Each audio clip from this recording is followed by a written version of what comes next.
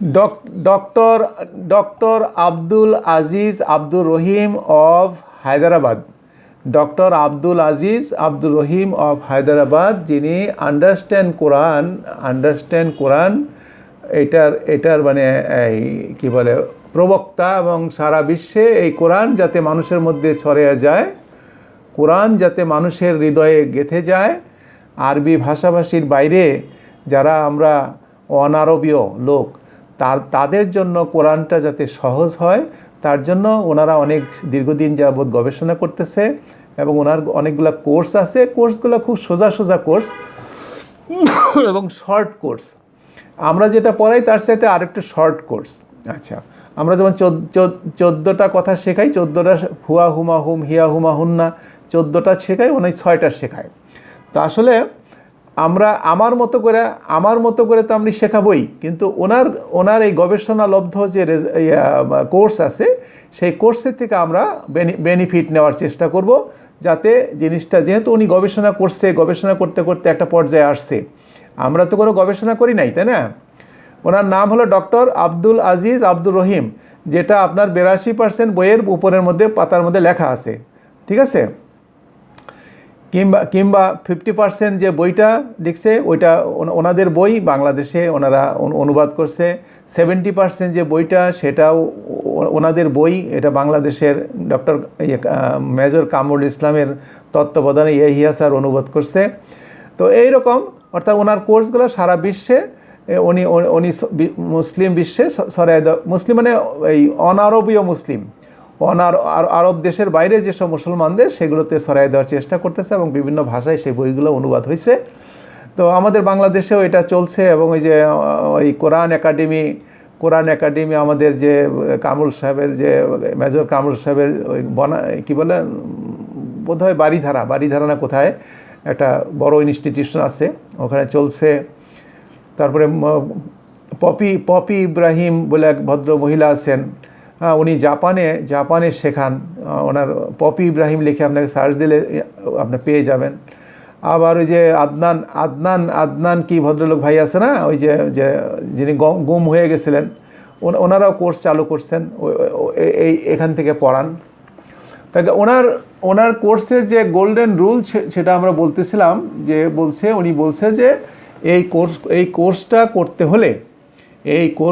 করতে হলে আমাকে কোরআন পড়তে জানতে হবে, কোরআনের রিডিং পড়তে জানতে হবে, অর্থাৎ তেলাওয়াত জানতে হবে। আর এটা পারস্পরিক ইন্টারাকশনের মাধ্যমে আমরা শিখব, আমরা শুনব, এবং আমরা পড়ব, এবং এটা অনুশীলন করব। মানে আমরা একই সাথে আমরা শুনব, আমরা পড়ব। শুধু শুনলে হবে না, শুনলে ভেতরে থাকে না। ওনার গবেষণার ফল, শুধু শুনলে আমাদের থাকে না, ভেতরে থাকে না। আমরা মসজিদে অনেক কথা শুনি, প্রতিদিনই 2-3টা করে হাদিস শুনি, কিন্তু একটাও আমাদের মনে থাকে না, ঠিক আছে? তা সেই সাথে আমরা পড়ে আবার আমরা প্র্যাকটিস করব, অনুশীলন করব, তাহলে শেখা বলতে যা বোঝায় সেটা আমাদের ভেতরে ঢুকবে। আর আমরা যদি পড়তে গিয়ে ভুলও করি, তাহলে উনি বলছেন কোনো সমস্যা নাই। হ্যাঁ, যদি আমরা পড়তে গিয়ে ভুলও করি, তাহলে আমাদের কোনো সমস্যা নাই। আর বলা হয়েছে যে উনি বলতেছেন যে কোনো ভুল না করে কেউ আজ পর্যন্ত শিখতে পারে নাই। হ্যাঁ, যিনি বলেন আমার ভুল হয় না, তিনি আসলে সঠিক কথা বলেন না।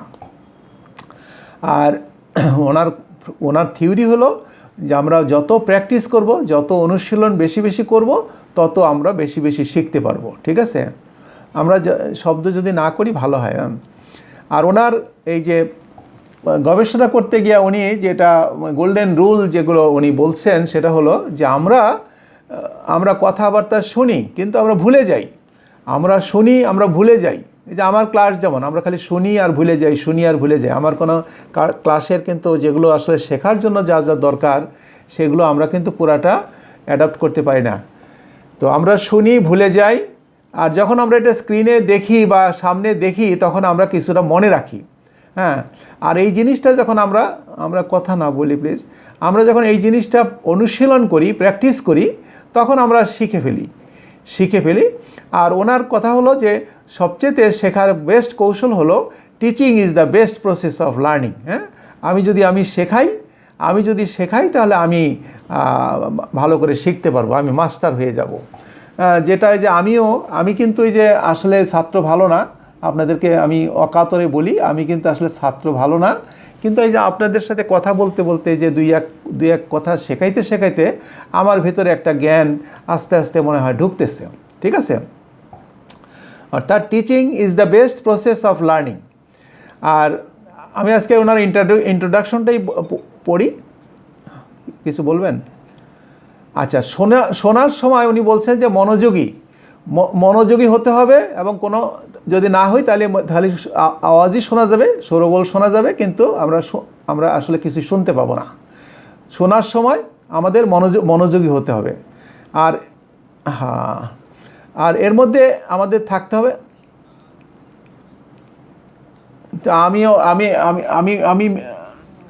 আমি মিউট করে দিতে গেলে তো আমাকে পিছনে যেতে হয় ভাইয়া।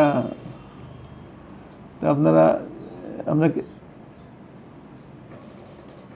আস্তে কথা নেই, তাই যাই যে ওইগুলো না বলি, ওইভাবে না বলি ভাই, ওইভাবে না বলি, ওইভাবে না বলি। আচ্ছা আচ্ছা, যারা মিউট করতে জানি না তারা আর যেন আমরা না খুলি, এই যে আর যেন না খুলি।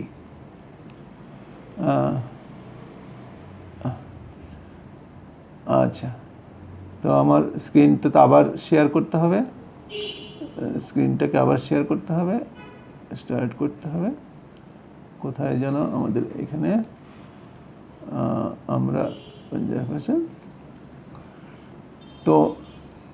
তো যা হোক,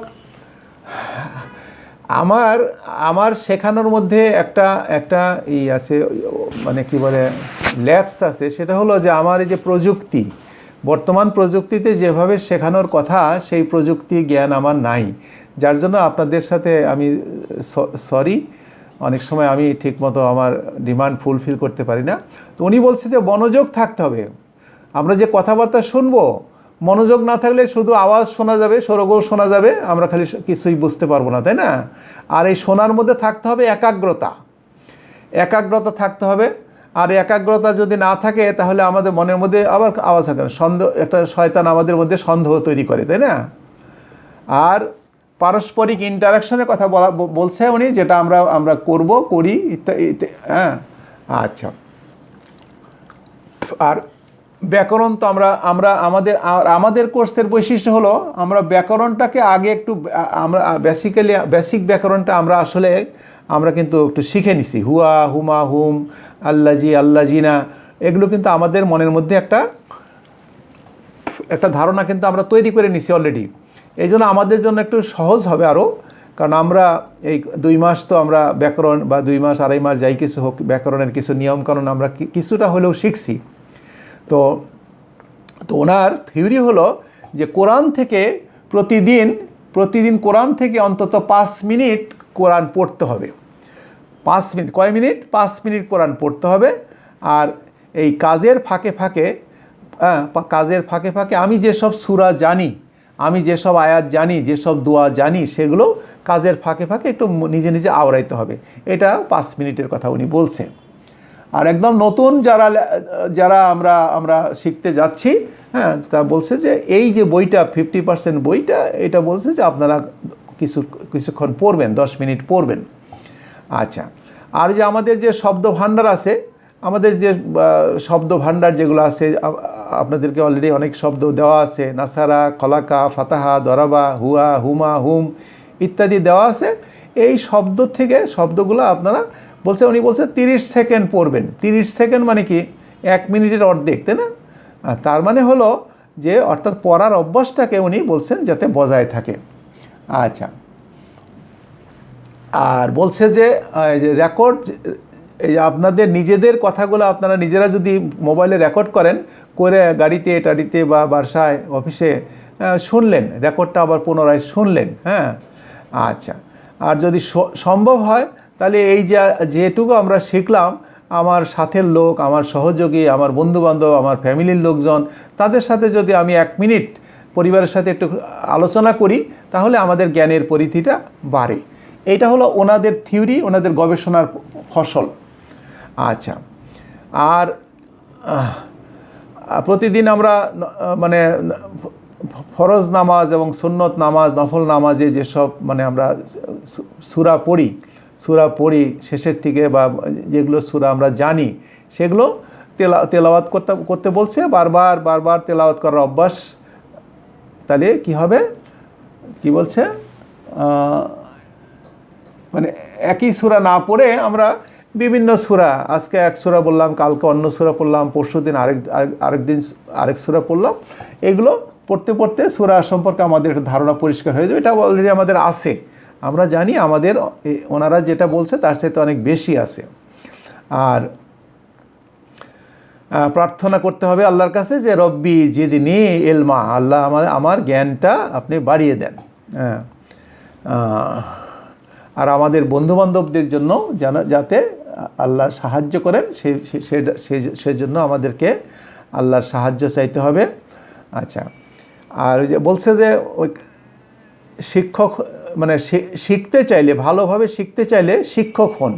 ওইটা হলো ওনারা একদম গোল্ডেন রুল। ভালোভাবে শেখা যায় যদি কাউকে শেখানো যায়। যদি কাউকে শেখান তাহলে আপনি আরও ভালো করে শিখতে পারবেন, কারণ আপনার ভুল ত্রুটিগুলো ধরা পড়বে।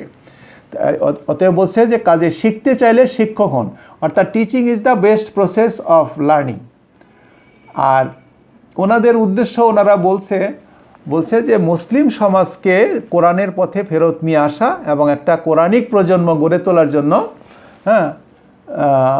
সহায়তা করা, এই কোরআন। আচ্ছা, তাদের একটা উদ্দেশ্য। তো এই জন্য বলছে যে এটি প্র্যাকটিস করতে হবে আর অনুশীলন করতে হবে, এগুলো বলছে। আচ্ছা, আর কোরআনের অর্থ যদি আমরা বুঝি তাহলে আমাদের এটা কোরআনের সহজ সরল এবং কার্যকর প্রাসঙ্গিক এই মানে অর্থগুলা, হ্যাঁ, তো এগুলো আমরা মানুষের মধ্যেও একটু উপস্থাপন করতে পারবো আস্তে আস্তে। হ্যাঁ, আমাদের জ্ঞানটা বাড়বে। আমি সামারিগুলো বলতেছি, আমি পুরা এটা রিডিং পড়তেছি না। আচ্ছা, আর হাদিসের প্রাথমিক জ্ঞান প্রদান করা, এই বইয়ের উদ্দেশ্য হলো হাদিসের প্রাথমিক জ্ঞান প্রদান করা, যাতে আমাদের রাসূল সাল্লাল্লাহু আলাইহি ওয়াসাল্লামের প্রতি সম্মান এবং ভালোবাসা সৃষ্টি হয়। আর তাজবিদ, ওনারা তাজবিদ শেখায়। আমাদের ক্লাসের মধ্যে তাজবিদ নাই, আমরা তাজবিদ তো প্র্যাকটিস করি না। আর তাজবিদ আপনারা এই আলেমদের কাছ থেকে শিখে নেবেন, হাফেজ যারা বাড়ির কাছে আছে তাদের কাছে শিখে নেবেন। আমি নিজেও প্রতিদিন তাজবিদ প্র্যাকটিস করি। ওই যে আসমা জাহাঙ্গীর, পাকিস্তানের এক ভদ্রমহিলা আছে, আসমা জাহাঙ্গীর লিখে আপনি ইউটিউবে সার্চ দিবেন, উনি খুব সুন্দর করে তাজবিদ শেখান। ওটা যদি আপনারা প্র্যাকটিস করেন, আমি প্রতিদিনই ওনার তেলাওয়াত অন্তত 1 ঘন্টা আধা ঘন্টা প্রতিদিনই শুনি, এবং ওনার সাথে সাথে আমি কথা আওড়াই। আমার তাজবিদের অবস্থা খারাপ, জামালপুরের লোক তো, মানে উচ্চারণ বাংলা উচ্চারণ ভালো হয় না, আরবি উচ্চারণও এরকমই, বুঝলেন, যার জন্য প্র্যাকটিস করতেছি। আচ্ছা, তো ওনাদের কথা হলো কেন এই কাজগুলো করব, বলছে যে অনারব মুসলমানদের মধ্যে অধিকাংশই আমরা আসলে কোরআন বুঝি না। আমরা আরব দেশের বাইরের লোক যারা, আমরা আসলে কোরআন বুঝি না। আর এই জন্য কী করি, আমাদের অত কথা জানা দরকার না, আমরা আসলে বুঝি না, এটা আমরা আসলে স্বীকার করি, তাই না?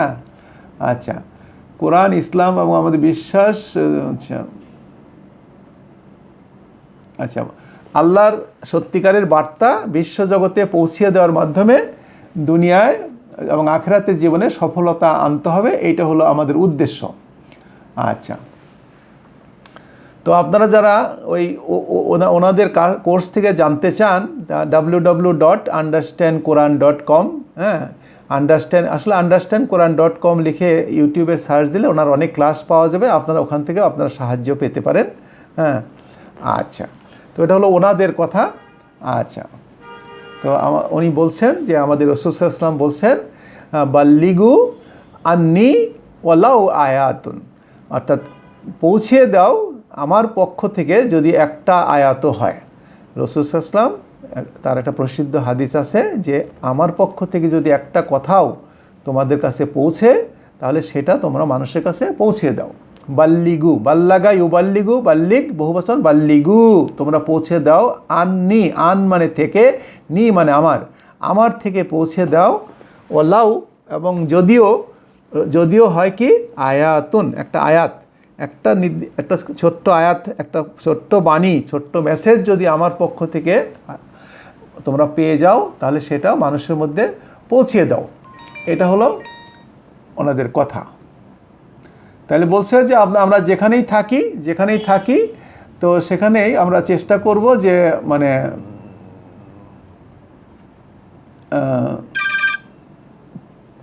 যে আমরা যাতে স্কুল কলেজ মাদ্রাসা এবং বয়স্কদের এই কোর্সের সাথে আমরা সংযুক্ত করি।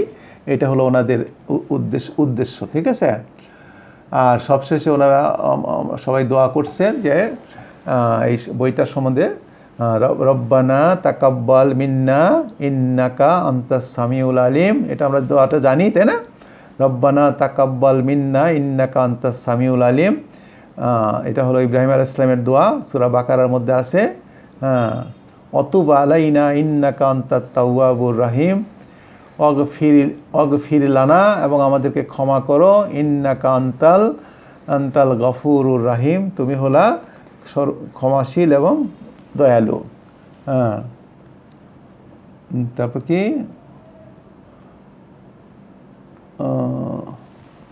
ও জাযাকুমুল্লাহু খায়রান, আচ্ছা আল্লাহ তোমাদেরকে উত্তম যা দান করুক। আচ্ছা, আমরা বেশি ভূমিকা পড়ে ফেলছি, তো আমরা আসলে এগুলো জানি, আমরা এগুলো বলতে চাচ্ছি না। আমরা আসলে পড়ব এই যে ভদ্রলোক ডক্টর আব্দুল আজিজ আব্দুর রহিম, এনার কথাবার্তা। তো এই বই যেহেতু আপনাদের অনলাইনে আমি আপনাদেরকে দিয়ে দিছি, অনলাইনে হোয়াটসঅ্যাপে আপনাদেরকে দিয়ে দিছি, না দিলে আবার দিয়ে দিব। তো এগুলো আপনারা একটু রিডিং পড়বেন। তা আমরা আজকে পড়ব আসলে সূরা ফাতিহা পড়ব।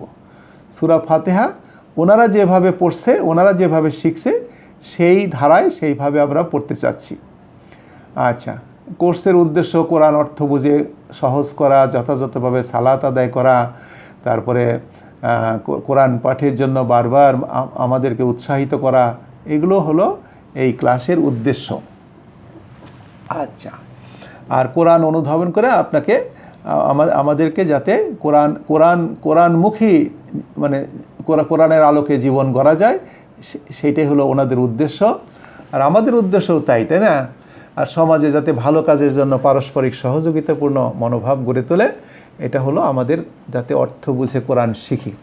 তো কোরআন বোঝা আসলে সহজ, কোরআন বোঝা আসলে সহজ। এতদিনে আপনারা কয়েক মাসে আপনারা কোর্সে আপনারা ইতিমধ্যে বুঝতে পারছেন যে কোরআন বোঝা আসলে খুব কঠিন কিছু না, যদি আমরা একটু লেগে থাকি। কারণ আল্লাহ যে বারবার বলছে, সূরা কামারের মধ্যে 4 বার বলছে ওয়ালাকাদ ইয়াসসারনাল কোরআনা লিযিকরি, আমি কোরআনকে কি করছি, লিযিকরি উপদেশ গ্রহণের জন্য আমি কোরআনকে সহজ করে দিয়েছি। ওয়ালাকাদ ইয়াসসারনাল কোরআনা লিযিকরি, এটা সূরা কামারের 17 নম্বর আয়াতে আছে, সূরা কামারের 22 নম্বর আয়াতে আছে, সূরা কামারের 32 নম্বর আয়াতে আছে, সূরা কামারের 40 নম্বর আয়াতে বারবার আল্লাহ বলছে আমি কোরআনকে সহজ করে দিয়েছি উপদেশ গ্রহণের জন্য। অতএব কোরআন যে সহজ এটা আমরা ইতিমধ্যে আমরা নিজেরাই জেনে গেছি, তাই না? নিজেরাই জেনে গেছি। আচ্ছা, আমি আসলে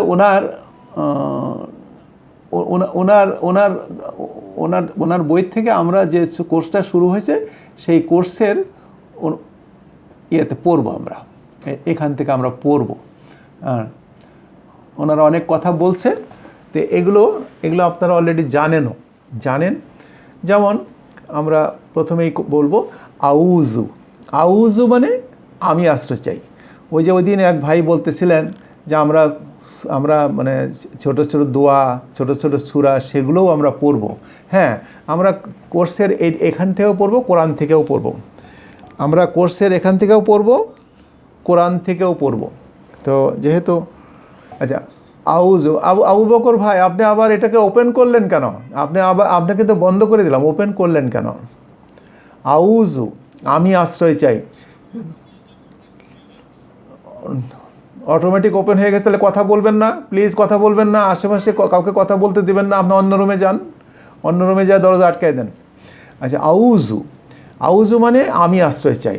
শব্দটা ছিল আওয়াজা, ওই কাওয়ালা একটা কালকে শব্দ পড়ছিলাম, কাওয়ালা, কাওয়ামা, মাওয়াতা, তাওয়াবা, ওই রকম আওয়াজা। আওয়াজা মাঝখানের অক্ষরে ওয়া আছে, আওয়াজা হয়ে যায় আজা, যখন অন্য ফর্মে আসে তখন ইস্তাজা হয়ে যায়। জায়গা আওয়াজা সে আশ্রয় চেয়েছিল, আওয়াজা সে আশ্রয় চেয়েছিল। ইয়াউজু, ইয়াউজু ইয়ার ওপরে জবর, ইয়াউজু সে আশ্রয় চায় বা চাইবে। হ্যাঁ, তাউজু তুমি আশ্রয় চাও বা চাইবে।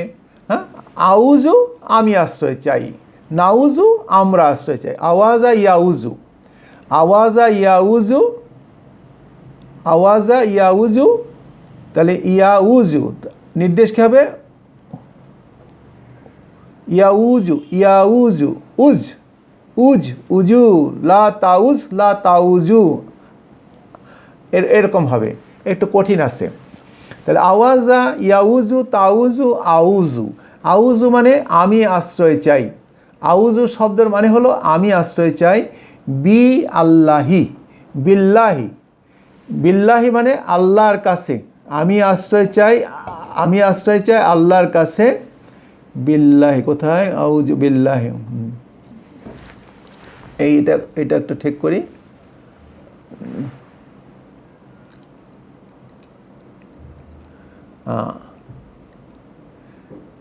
এগুলো আপনাদের কাছে পানির মতো সোজা। বি মানে প্রতি, আল্লাহু ছিল হয়ে গেছে আল্লাহি। আমরা জানি হরফে জ্বর, জের দাতা অব্যয়গুলা কোনো নামের সামনে থাকলে সেই নামের শেষে জের হয়। তাহলে আউযু বিল্লাহি মানে আমি আশ্রয় চাই, বিল্লাহি বি মানে কাছে, আর আল্লাহ মানে আল্লাহ, আল্লাহর কাছে আমি আশ্রয় চাই। মিন, মিনটাও জের দাতা অব্যয়। মিনাশ শয়তানির, শয়তানির রজিম, শয়তানের শেষেও জের হয়েছে মিনের কারণে। মিনাশ শয়তানির রজিম মানে বিতাড়িত, রজিম মানে বিতাড়িত, বিতাড়িত শয়তানের কাছ থেকে আমি আল্লাহর আশ্রয় প্রার্থনা করতেছি। রজিম হলো ওই যে রজা, ইয়ারজিউ, ইরজি, রজি, এরকম রজিম এরকম করে আসছে। বিতাড়িত শয়তান থেকে আমি আল্লাহর আশ্রয় প্রার্থনা করতেছি। আমরা কোরআন পড়ার সময় পড়ি কি? আউযু বিল্লাহি মিনাশ শাইতানির রাজিম। আচ্ছা, কেন পড়ি?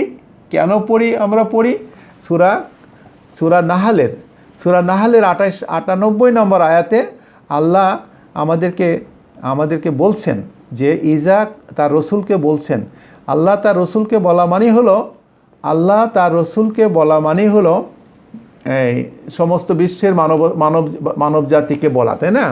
রসুলের মাধ্যমে সমস্ত এই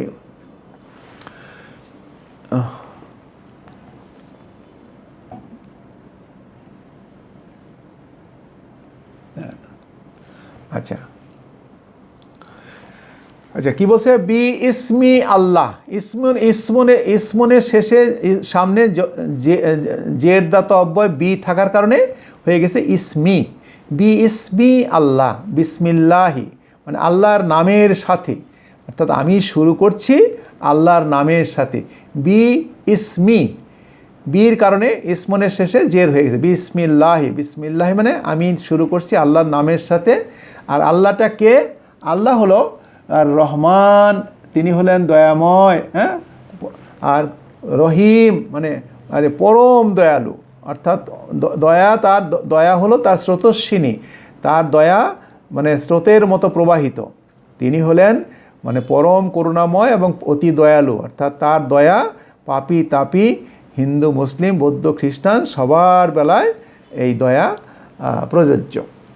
তো ওনারা অনেক ব্যাখ্যা করছেন, আমি সবসময় অতটা ব্যাখ্যা পড়ব না। এখন আমরা পড়ব সূরা ফাতিহাটা, আমরা একটু পড়ব। সূরা ফাতিহা পড়তে পড়তে তো আমাদের ভূমিকা করতে গিয়ে আমাদের সময় চলে গেল অনেক। আচ্ছা দেখেন, আলহামদু, আলহামদু, আল যখন কোনো নামের সামনে থাকে আল হয়ে যায় আর্টিকেল, অর্থাৎ ডেফিনিট। আমরা জানি হ্যাঁ, হামদুন ছিল আল দেওয়াতে, হামদুন মানে প্রশংসা, আল দেওয়াতে হামদুনের দুইটা পেশের একটা পেশ চলে গেছে, আলহামদু। তাহলে আলের আরেকটা অর্থ হলো সমস্ত, আলের আরেকটা অর্থ হলো সমস্ত। তাহলে আলহামদু মানে সমস্ত প্রশংসা, লি আল্লাহি, লিল্লাহি, লির কারণে আল্লাহর শেষে জের হয়েছে। আলহামদু সমস্ত প্রশংসা, লিল্লাহি সমস্ত প্রশংসা আল্লাহর। হ্যাঁ, আল্লাহকে রব্বিল আলামিন, রব, রব মানে তিনি প্রতিপালক, তিনি প্রতিপালক, প্রতিপালন করেন। হ্যাঁ, আর আলম মানে একটা জগৎ, আলম মানে একটা জগৎ, আলামিন হলো জগৎ সমূহ। রব্বিল আলামিন মানে জগৎ সমূহ, অর্থাৎ জগৎ সমূহের তিনি প্রতিপালক। তিনি জগৎ সমূহের সমস্ত মানুষকে কি করেন? আহার দেন, নিঃশ্বাস দেন, প্রশ্বাস দেন, জীবিকা দেন, সমস্ত কিছু দেন, সমস্ত কিছু দেন।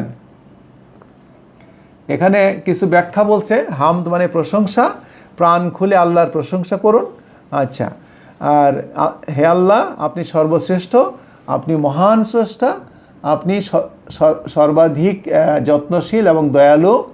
আর হামদের দ্বিতীয় আরেকটা অর্থ হলো শুকরিয়া আদায় করা, কৃতজ্ঞতা প্রকাশ করা। হামদ মানে প্রশংসা করা, হামদ মানে কৃতজ্ঞতা প্রকাশ করা। তাহলে হামদের আমরা একই সাথে অর্থ করব, আলহামদ মানে সমস্ত প্রশংসা এবং কৃতজ্ঞতা আল্লাহ আপনার জন্য।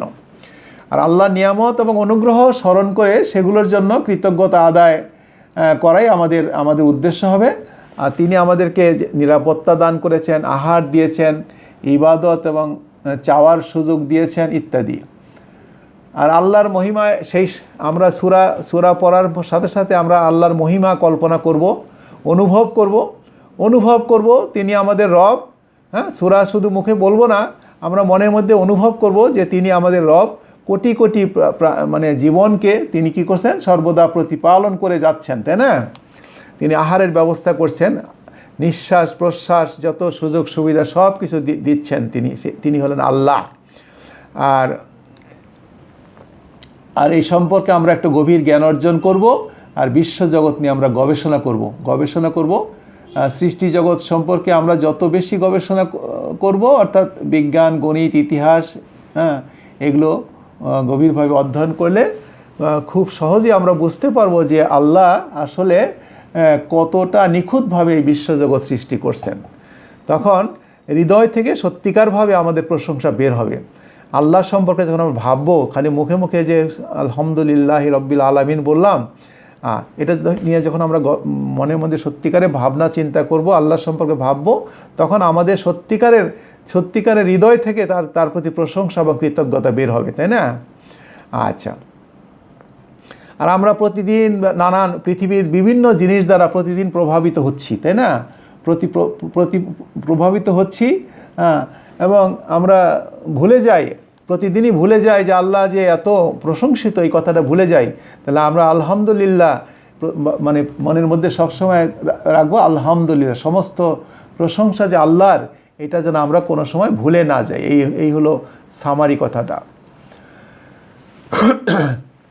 আর প্রতিদিন আমরা মানে খাওয়া দাওয়া, পান করা, ভ্রমণ করা, সমস্ত সব কিছুর সবসময় আমরা আল্লাহর প্রশংসা করব, কৃতজ্ঞতা প্রকাশ করব। আর রহমানির রহিম, আর রহমানির রহিম, সূরা ফাতিহার অর্থ পড়তেছি আমরা। আর রহমান মানে তিনি দয়ালু, তিনি পরম করুণাময়। আর রহিম হলো তার দয়া হলো স্রোতস্বিনীর মতো প্রবাহিত। আচ্ছা, রহমান হলো এই পৃথিবীতে যারা তাকে মানে না, আল্লাহকে স্বীকার করে না, হিন্দু, মুসলিম, বৌদ্ধ, খ্রিস্টান, পাপী তাপী, কাফের, মূর্তি পূজক, সবার জন্যই তিনি দয়ালু। সবাইকে তিনি ধন সম্পদ, টাকা পয়সা, গাড়ি বাড়ি, হ্যাঁ, জীবনযাত্রার সমস্ত কিছু দিয়েছেন, নিঃশ্বাস প্রশ্বাস, স্বাস্থ্য, হ্যাঁ, সব কিছু তিনি দিয়েছেন। তিনি হলেন রহমান, তিনি হলেন রহমান। আর রহিম, তার এই যে দেওয়ার ধারাটা, এটা অব্যাহত, স্রোতস্বিনী নদীর মতো এটা প্রবাহিত, এটা কখনো বন্ধ হয় না। আর রাহিমের আরেকটা অর্থ ব্যাখ্যাকাররা বলেন, সেটা হলো বিচারের দিন যখন বিচার হবে, সেই দিন আল্লাহ, এই যে রহমান নাম তো তার আছেই, আর রহিম হলো তিনি তাকে যারা মানছে, তার আদেশ নির্দেশ যারা পালন করছে, তার নিষেধসমূহ যারা যারা মেনে চলছে, এই আদেশ নিষেধ এগুলো মেনে চলছে, শুধুমাত্র তিনি তাদের জন্যই দয়ালু থাকবেন। আর যারা তার আদেশ নিষেধ মানে নাই, হ্যাঁ, তেমন লোকদের জন্য তিনি থাকবেন কঠোর। তাহলে রহমান এবং রাহিম দুইটা ব্যাখ্যা ওনারা করছেন। আচ্ছা, আর রহমান রহিম, আর বলছে মালিক। মালিক মানে অধিকারী বা অধিপতি। মালিক ইয়াউমিদ্দিন, মালিক ইয়াউমির শেষে জের হয়েছে কেন? ওই মুদাফ ইলাইহি হয়েছে। মালিক ইয়াউমি মানে দিনের মালিক, দিবসের মালিক, অর্থাৎ বিচার দিনের মালিক, বিচার দিনের অধিপতি। আর দিনের আবার দুইটা অর্থ আছে। একটা হলো দিন মানে বিচারের দিন, আর দিন মানে জীবন ব্যবস্থা বা ধর্ম। দিনেরও দুইটা অর্থ আছে। দিন মানে জীবন ব্যবস্থা, আর দিন মানে ধর্ম। তাহলে মালিক ইয়াউমিদ্দিন, তিনি হলেন সেই বিচার দিনের মালিক। আচ্ছা, আসলে এইগুলা সবই পড়া উচিত। হ্যাঁ, ওনার কথাগুলো পড়া উচিত। আচ্ছা, তো আপনারা যেহেতু এগুলো বোঝেন, আমি আপনাদের কাছে এত কিছু পড়তেছি না। হ্যাঁ, আচ্ছা, আমরা কোরআন থেকে পড়ব। এটা বলি, ইয়াকা মানে কেবলমাত্র, কেবলমাত্র তোমার। ইয়া মানে কেবলমাত্র, কা মানে তোমার। ইয়াকা মানে কেবলমাত্র আপনার, বা কি মানে ইয়া শব্দের পরে কা অ্যাটাচড প্রোনাউন যুক্ত হয়েছে। কেবলমাত্র আপনারই না আবুদু আবাদা, আইন বা দাল আবাদা, সে ইবাদত করেছিল। আবাদা ইয়াবুদু, সে ইবাদত করে। তাবুদু, তুমি ইবাদত করো। আবুদু, আমি ইবাদত করি। না আবুদু, আমরা ইবাদত করি। ইয়াকা কেবলমাত্র তোমার, না আবুদু আমরা ইবাদত করি। ওয়া ইয়াকা এবং কেবলমাত্র আপনার, নাস্তাইনু আমরা তোমার কাছে সাহায্য চাই। নাস্তাইন আসলে শব্দ আওয়ানা, আইন ওয়া নুন, আওয়ানা যখন ওই যে মাঝখানে যদি ওয়া থাকে অথবা ইয়া থাকে, তখন এটা আলিফ হয়ে যায়। আমরা ইতিমধ্যে একটু ধারণা পাইছি না?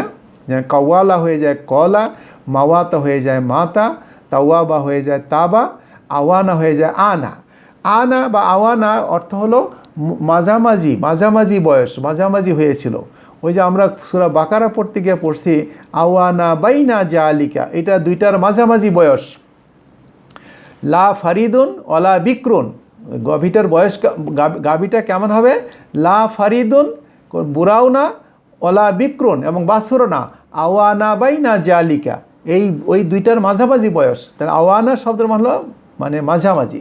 আওয়ানা যখন আনা হয়ে গেল, এর সামনে আলিফ সিন তা একত্র